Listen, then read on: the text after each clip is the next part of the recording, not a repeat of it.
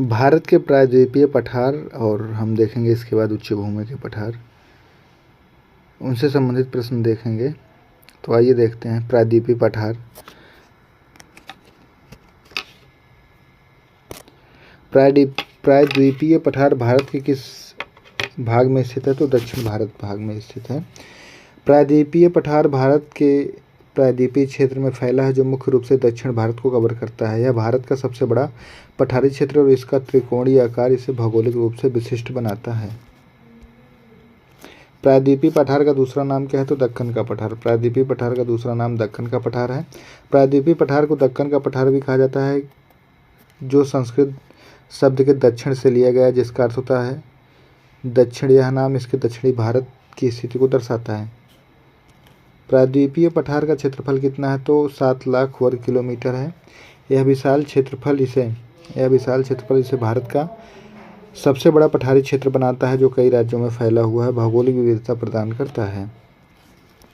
प्रायद्वीपीय पठार की औसत ऊंचाई 600 से 900 मीटर है और इसकी ऊंचाई में एक मध्यम ऊंचाई वाला पठार बनाती है, जो कृषि और मानव बसावट के लिए उपयुक्त है। प्रायद्वीपीय पठार मुख्य रूप से किन चट्टानों से बना है? तो बेसाल्ट या आग्नेय चट्टानों से।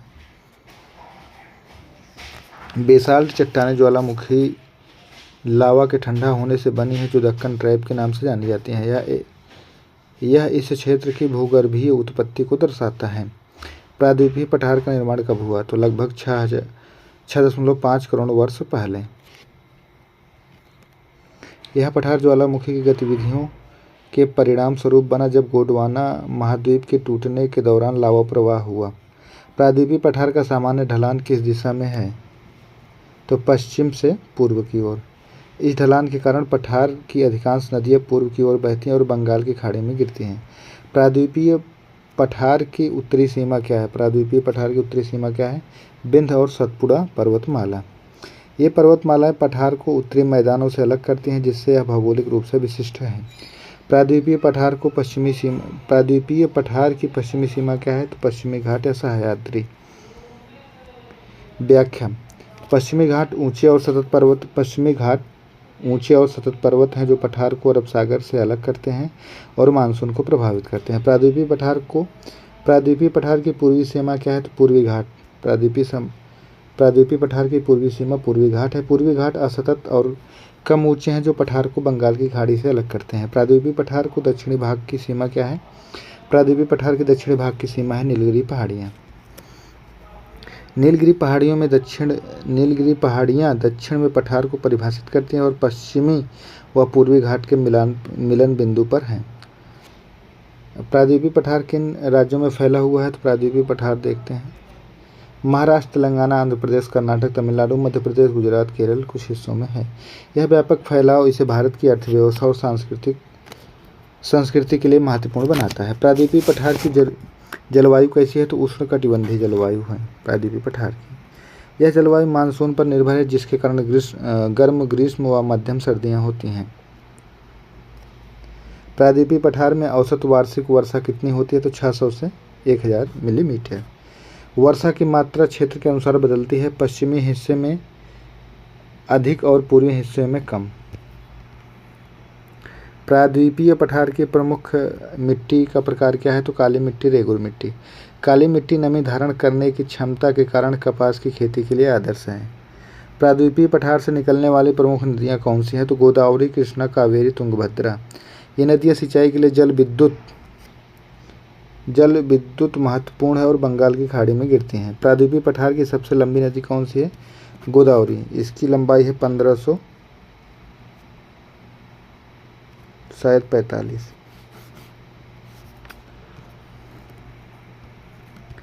गोदावरी को दक्षिण की गंगा भी कहा जाता है, जो तेलंगाना और आंध्र प्रदेश में है, महत्वपूर्ण है।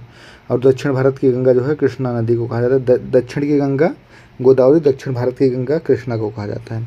प्रायद्वीपीय पठार की मिट्टी कपास की खेती के लिए क्यों उपयुक्त है? काली मिट्टी में नमी धारण करने की उच्च क्षमता होती है। यह मिट्टी लंबे समय तक नमी बनाए रखती है, जो कपास जैसे फसलों के लिए लाभकारी है। प्रायद्वीपीय पठार की प्रमुख फसलें कौन सी है? तो गन्ना, कपास, बाजरा, ज्वार, मूंगफली। ये फसलें ये फसलें क्षेत्र की मिट्टी और जलवायु के अनुकूल हैं, जो कृषि अर्थव्यवस्था को समृद्ध करती हैं। प्रायद्वीपीय पठार का सबसे ऊंचा शिखर कौन सा है? तो अनायमुड़ी है, 2695 मीटर नीलगिरी की पहाड़ियों में। अनायमुड़ी दक्षिण भारत का सबसे ऊंचा शिखर है, जो पश्चिमी घाट में स्थित है। प्रायद्वीपीय पठार में कौन से खनिज पाए जाते हैं? तो कोयला, लौह अयस्क, मैग्नीज और चूना पत्थर। ये खनिज पठार को औद्योगिक दृष्टिकोण से महत्वपूर्ण बनाते हैं। प्रायद्वीपीय पठार की प्रमुख वनस्पतियाँ क्या हैं? तो शुष्क पर्णपाती और कांटेदार झाड़ियाँ। व्याख्या: कम वर्षा के कारण यहाँ शुष्क वनस्पति प्रचलित, जो जलवायु के अनुकूल हैं। प्रायद्वीपीय पठार में पाए जाने वाले प्रमुख वन्यजीव कौन से हैं? बाघ, तेंदुआ, चीतल, सांभर। यह क्षेत्र राष्ट्रीय उद्यानों और अभयारण्यों का घर है, जो जैव विविधता को संरक्षित करते हैं। प्रायद्वीपीय पठार का सबसे बड़ा शहर कौन सा है? तो हैदराबाद है। हैदराबाद तेलंगाना की राजधानी, एक प्रमुख तकनीकी और सांस्कृतिक केंद्र है। प्रायद्वीपीय पठार का एक ऐतिहासिक नाम क्या था? दक्षिणापथ। प्राचीन भारत में यह क्षेत्र व्यापार और संस्कृति का महत्वपूर्ण केंद्र था। प्रायद्वीपीय पठार में कौन सा प्राचीन साम्राज्य फलफलो, सातवाहन, चालुक्य, राष्ट्रकूट, इन साम्राज्यों ने इस क्षेत्र को सांस्कृतिक और राजनीतिक समृद्ध किया। प्रायद्वीपीय पठार में प्रमुख ऐतिहासिक स्थल कौन से हैं? तो अजंता, एलोरा, बादामी की गुफाएं। ये स्थल यूनेस्को विश्व धरोहर स्थल, जो कला और वास्तुकला के लिए प्रसिद्ध हैं। प्रायद्वीपीय पठार में बोली जाने वाली प्रमुख भाषाएं कौन सी हैं? मराठी, तेलुगु, कन्नड़, तमिल। ये द्रविड़ और इंडो आर्यन भाषाएं क्षेत्र की सांस्कृतिक विविधता को दर्शाती हैं। प्रायद्वीपीय पठार की प्रमुख जनजातियां कौन सी हैं? तो गोंड, भील, कोरकू। ये जनजातियां पठार के ग्रामीण और वन क्षेत्रों में निवास करती हैं। तो आगे देखते हैं, प्रायद्वीपीय पठार में कौन सा नृत्य प्रसिद्ध है? तो लावड़ी, महाराष्ट्र में। लावड़ी एक जीवंत लोक नृत्य है, जो सांस्कृतिक समारोहों में लोकप्रिय है। प्रायद्वीपीय पठार का प्रमुख उद्योग क्या है? तो प्रायद्वीपीय पठार का प्रमुख उद्योग कपास आधारित वस्त्र उद्योग है। काली मिट्टी के कारण कपास की खेती और वस्त्र उद्योग यहाँ फलता फूलता है। प्रायद्वीपीय पठार में कौन सा बंदरगाह महत्वपूर्ण है? तो मुंबई भारत का प्रमुख व्यापारिक और वित्तीय केंद्र है, जो पठार के निकट स्थित है। प्रायद्वीपीय पठार में कौन सा फल खेती के लिए प्रसिद्ध है? तो अंगूर, नासिक, महाराष्ट्र। नासिक भारत का वाइन कैपिटल है, जहां अंगूर की खेती और वाइन उद्योग विकसित हैं। प्रायद्वीपीय पठार में कौन सा राष्ट्रीय उद्यान है? तो तडोबा अंधारी टाइगर रिजर्व। यह महाराष्ट्र में स्थित है, बाघों के संरक्षण के लिए प्रसिद्ध है। प्रायद्वीपीय पठार में बांधों का क्या महत्व है? सिंचाई और जल विद्युत उत्पादन। बांध कृषि और ऊर्जा की आपूर्ति के लिए महत्वपूर्ण है। प्रायद्वीपीय पठार में कौन सा प्रमुख बांध है? कोयना बांध, महाराष्ट्र। व्याख्या: जल विद्युत उत्पादन का सबसे बड़े बांधों में से एक है। प्रायद्वीपीय पठार की मिट्टी को स्थानीय रूप से क्या कहते हैं? तो रेगुर मिट्टी। रेगुर शब्द स्थानीय भाषा से लिया गया है, जिसका और काली मिट्टी को दर्शाता है। प्रायद्वीपीय पठार में कौन सा खनिज सबसे अधिक पाया जाता है? तो लौह अयस्क। लौह अयस्क खनन इस क्षेत्र की औद्योगिक अर्थव्यवस्था का आधार है। प्रायद्वीपीय पठार में कौन सा त्यौहार प्रमुख रूप से मनाया जाता है? तो गणेश चतुर्थी, महाराष्ट्र। यह त्यौहार विशेष रूप से महाराष्ट्र में धूमधाम से मनाया जाता है। प्रायद्वीपीय पठार में कौन सी नदी डेल्टा बनाती है? तो गोदावरी और कृष्णा। ये डेल्टा उपजाऊ क्षेत्र है, जो धान की खेती के लिए प्रसिद्ध है। प्रायद्वीपीय पठार का सबसे ठंडा महीना कौन सा है? तो जनवरी है। इस समय तापमान 15 से 20 डिग्री सेल्सियस तक गिर सकता है। प्रायद्वीपीय पठार में कौन सा प्रमुख तीर्थ स्थल है? तिरुपति, आंध्र प्रदेश। तिरुपति का वेंकटेश्वर मंदिर भारत का एक प्रमुख धार्मिक स्थल है। यह प्रायद्वीपीय पठार में कौन सा विश्व धरोहर स्थल है? अजंता और एलोरा की गुफाएं। ये गुफाएं बौद्ध, हिंदू, जैन कला का उत्कृष्ट उदाहरण हैं। प्रायद्वीपीय पठार में जल संरक्षण के लिए क्या उपयोग होता है? टांके और बावड़ियाँ। ये पारंपरिक जल संरक्षण प्रणालियाँ सूखे क्षेत्रों में महत्वपूर्ण है। प्रायद्वीपीय पठार में कौन सा ऊर्जा के स्रोत विकसित हो रहा है? पवन ऊर्जा और सौर ऊर्जा। पठार की ऊंचाई और खुला क्षेत्र नवीकरणीय ऊर्जा के लिए उपयुक्त है। प्रायद्वीपीय पठार में कौन सा प्रमुख औद्योगिक केंद्र है? पुणे ऑटोमोबाइल और IT उद्योग का केंद्र है। प्रायद्वीपीय पठार में कौन सी पर्वत श्रृंखला इसे घेरती है? तो पश्चिमी घाट और पूर्वी घाट। ये पर्वत पठार को प्राकृतिक सीमाएं प्रदान करते हैं। प्रायद्वीपीय पठार में कौन सा प्रमुख खाद्य पदार्थ है? वड़ा पाव, महाराष्ट्र। यह एक लोकप्रिय स्ट्रीट फूड है, जो संस्कृति का हिस्सा है। प्रायद्वीपीय पठार में कौन सा प्राकृतिक खतरा आम है? सूखा। कम और अनियमित वर्षा के कारण सूखा क्षेत्र प्रमुख समस्या है। आगे देखते हैं उत्तर पूर्वी भारत का पठार। तो उत्तर पूर्वी भारत का सबसे बड़ा पठार मेघालय का पठार या शिलांग पठार। मेघालय का पठार उत्तर पूर्वी भारत का सबसे महत्वपूर्ण पठारी क्षेत्र है जो मेघालय राज्य में स्थित है। यह गारो खासी जयंतीय पहाड़ियों से बना हुआ है। मेघालय पठार की औसत ऊंचाई कितनी है? मेघालय पठार की औसत ऊंचाई 1500 से 2000 मीटर है। मेघालय पठार की ऊंचाई इसे एक ठंडा और आर्द्र जलवायु प्रदान करती है और जो इसे जैव विविधता के लिए महत्वपूर्ण बनाती है। मेघालय का पठार भौगोलिक विस्तार किन किन राज्यों में है? मेघालय पठार का भौगोलिक विस्तार देखते हैं। तो मेघालय असम के कुछ हिस्सों में। मेघालय पठार का अधिकांश हिस्सा मेघालय में है, लेकिन इसका कुछ हिस्सा असम में कार्बी आंगलोंग दिमगा हंसाओ जिलों तक है। मेघालय पठार का निर्माण कैसे हुआ? मेघालय पठार का निर्माण, यह प्रायद्वीपीय भारत के गोंडवाना भूखंड का हिस्सा है। यह प्राचीन चट्टानों से बना है और भू-टेक्टोनिक मतलब प्लेट टेक्टोनिक गतिविधियों के कारण ऊपर उठा है। उत्तर पूर्वी पठार की सबसे ऊंची चोटी कौन सी है? शिलांग चोटी। शिलांग चोटी मेघालय में लगभग 1965 मीटर ऊंची है। यह क्षेत्र की सबसे ऊंची चोटी है। कार्बी आंगलोंग पठार कहाँ स्थित है? कार्बी आंगलोंग पठार जो है असम में स्थित है।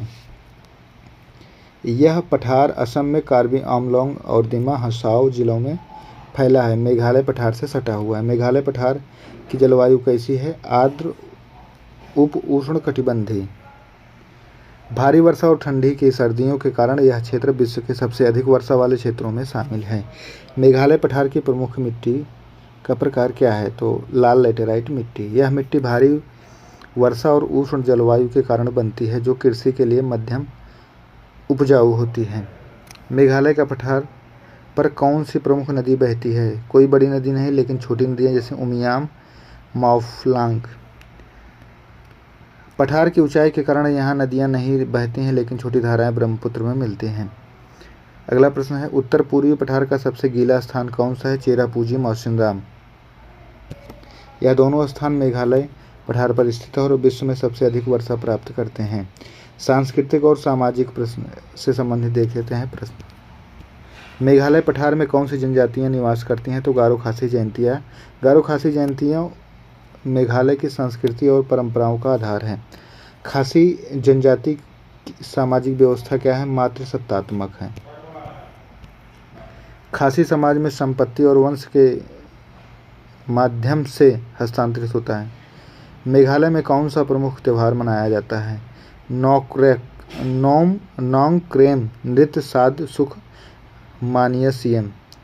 व्याख्या, यह त्यौहार खासी जयंतीय संस्कृति का हिस्सा है जो फसल और समृद्धि के लिए मनाया जाता है। कार्बी जनजाति का मुख्य नृत्य है चोमकान नृत्य। यह नृत्य कार्बी आंगलोंग क्षेत्र में फसल कटाई और उत्सव के दौरान किया जाता है। मेघालय पठार की प्रमुख भाषाएं कौन सी? गारो खासी और अंग्रेजी। मेघालय में अंग्रेजी आधिकारिक भाषा है, जबकि खासी और गारो स्थानीय भाषा है। उत्तर पूर्वी पठार की जनजातियों का प्रमुख धर्म क्या है? ईसाई धर्म, पारंपरिक आदिवासी धर्म। मिशनरी गतिविधियों के कारण ईसाई धर्म प्रचलित है, लेकिन पारंपरिक मान्यताएं भी मौजूद हैं। मेघालय का पारंपरिक वस्त्र क्या है? मेघालय का जैन सेम खासी महिलाओं के लिए और डोखोना गारो महिलाओं के लिए। ये वस्त्र स्थानीय संस्कृति और हस्तशिल्प को दर्शाते हैं। प्रश्न है आगे देखते हैं।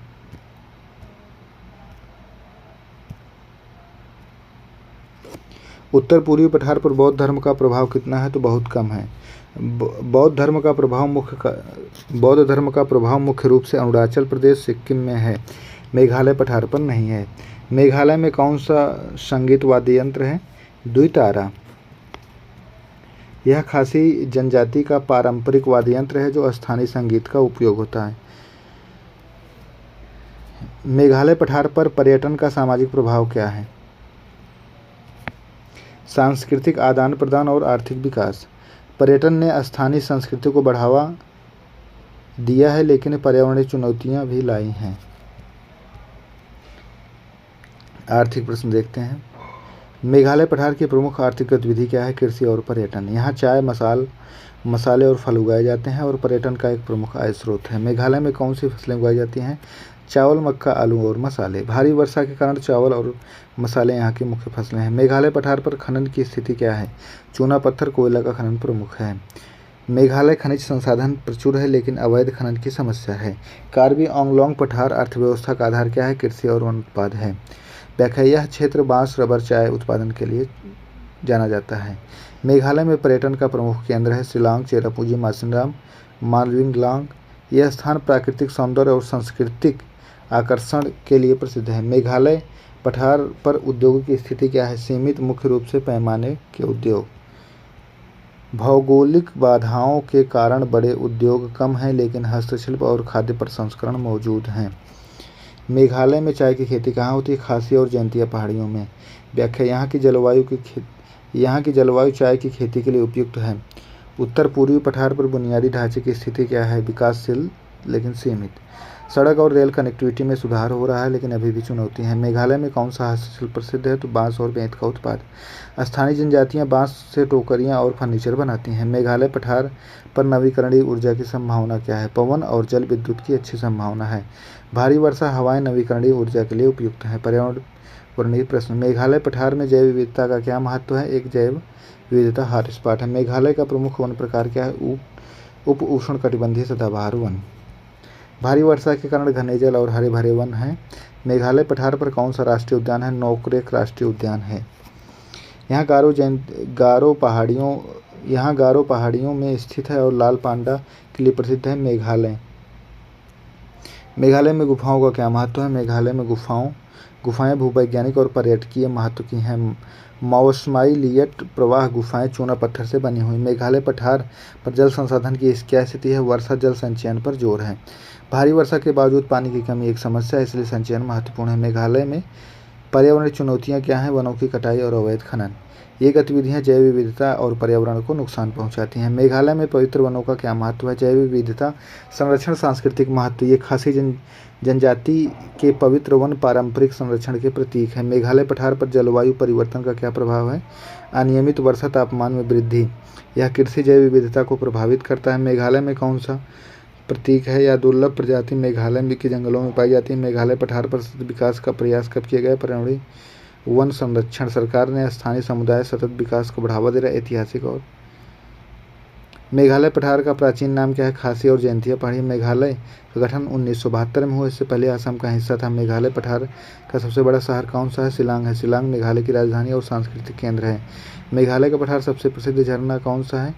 नोहिका किलाई झरना। यह भारत का सबसे ऊंचा डुबकी झरना है जो चेरापूंजी में है। मेघालय का गठन 21 जनवरी 1972 को हुआ। या असम से अलग होकर एक स्वतंत्र राज्य बन गया। मेघालय पर जीवित जड़ पुल, जिन्हें इरिंजर या जोइंगर कहते हैं, खासी जनजाति द्वारा बनाए जाते हैं। ये बिग फिक्स इलास्टिका पेड़ के जड़ों में बने होते हैं और पर्यटकों के लिए आकर्षण का कार्य करते हैं।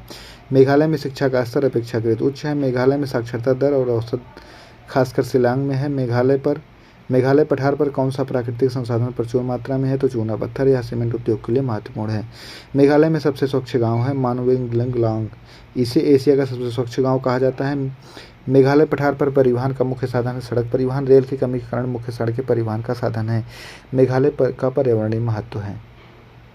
यहाँ के पूर्वी हिमालय का हिस्सा।